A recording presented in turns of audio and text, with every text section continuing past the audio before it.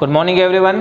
Last time I taught you human respiratory system introduction and draw its a level diagram. Okay, and today I am teaching you the section of human respiratory system.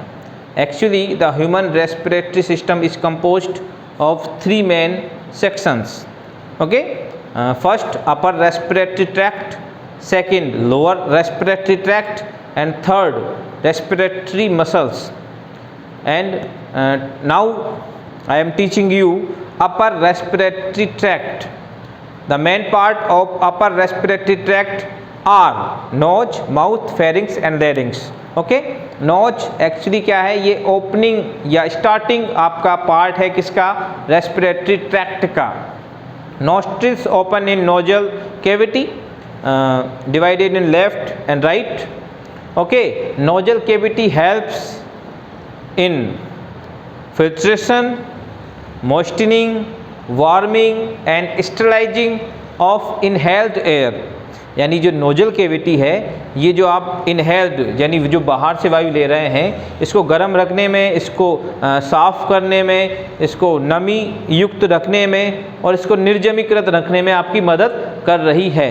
Warm यानी गर्म, warming, मॉइस्टनिंग यानी गीला करने में, नम रखने में, filtration यानी छनित्र इसमें से डस्ट पार्टिकल्स वगैरह को रिमूव करने में, एंड स्टेलाइजिंग यानी जीवाणु वगैरह को निर्जमीकृत रखने में म्यूकस की सहायता से, है ना.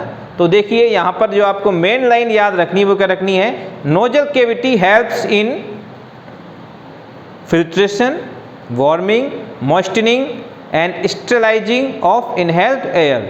ओके, अब एक बार थोड़ा देख लेते हैं ये क्या कहना चाह रहा है आपका sentence. Nostrils are pair of slits which opens into left and right nostril chambers. When we take in air through our nostrils, when we take air through our nostrils, and when we breathe in, air passes through our nostrils. Okay, is this clear? Into the nasal cavity. Okay, nasal cavity passages a border of hair that traps the dust particles and germs in the air and filters them. Also it is richly supplied with the blood vessels that warm the incoming air. The strictly mucous lining the nasal chamber moistening या moistens the air filters dust particles.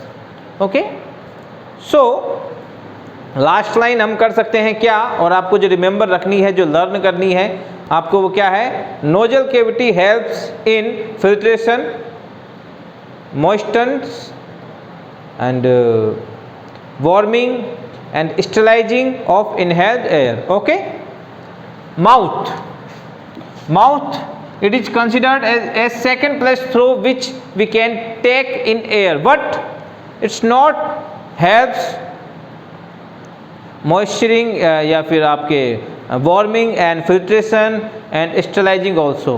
So nasal cavity is the main place through which we can take air. Okay, fresh. Okay, pharynx, it is commonly called the throat. It connects the mouth with the windpipe.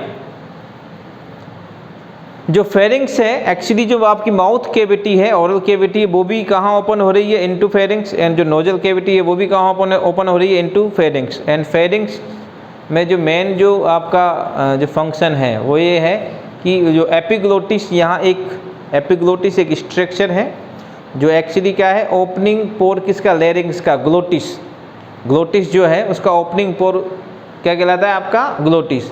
तो when we take food, epiglottis covered या closed to glottis and prevent enter of food into trachea. यानी जब हम भोजन कर रहे हैं तब एपिग्लोटिस ग्लोटिस को कवर कर रही है और भोजन के कणों को श्वास नली यानी ट्रेकिया में प्रवेश करने से रोक रही है. इसके जो डिवाइडेड किया गया है इसको थ्री पार्ट्स में, नेजोफेरिंग्स जो नोजल चेंबर है इसका, अच्छा इसका ओरोफेरिंग्स जो ओरल चेंबर है इसका, और लैरिंगोफेरिंक्स जो इसका लैरिंजियल चेम्बर है। देखते हैं अब लास्ट में क्या कहना चाह रहा है ये। It is commonly called the throat. It connect with it connects the mouth with the windpipe. It is divided into three parts: nasopharynx, nasal parts of the pharynx; oropharynx, oral parts of the pharynx; laryngopharynx, laryngeal part of the pharynx. Okay, when food materials pass through the pharynx, the epiglottis closes the glottis and prevents the entry of food into trachea. Okay, is this clear? Last one, the main part of upper respiratory tract is larynx. At the top of larynx called larynx, यानी जो at the top of trachea, श्वास नली जो है, यानी श्वास नली जो इस तरह से हम बनाएंगे जिस पर आपके सी शेप्ड की रिंग्स है, उसका जो टॉप होता है, इस टॉप पार्ट्स को हम क्या कहते हैं? लैरिंक्स कहते हैं।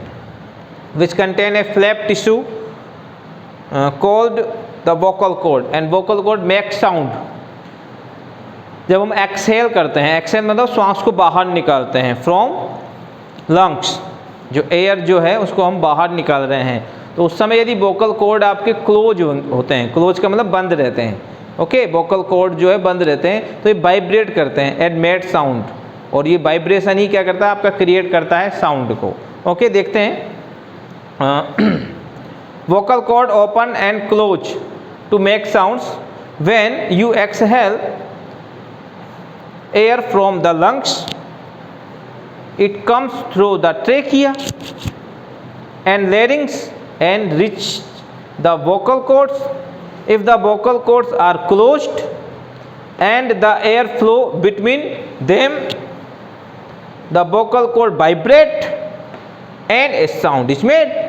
Okay, तो जो आपका साउंड जो क्रिएट हो रहा है वो कहाँ हो रहा है? Which part of respiratory system? Vocal cord. And vocal cord कहाँ पाए जाते हैं? लैरिंग्स में। तो लैरिंग्स जो कहाँ उपस्थित होता है या कहाँ फाउंडेड होता है या कहाँ सिचुएटेड होता है? अपर रेस्पिरेटरी ट्रैक्ट में। Okay, so the upper respiratory tract of human respiratory system is finished, समाप्त हो चुका है। I hope you are understood this topic. So thanks, stay home, stay safe. Thank you.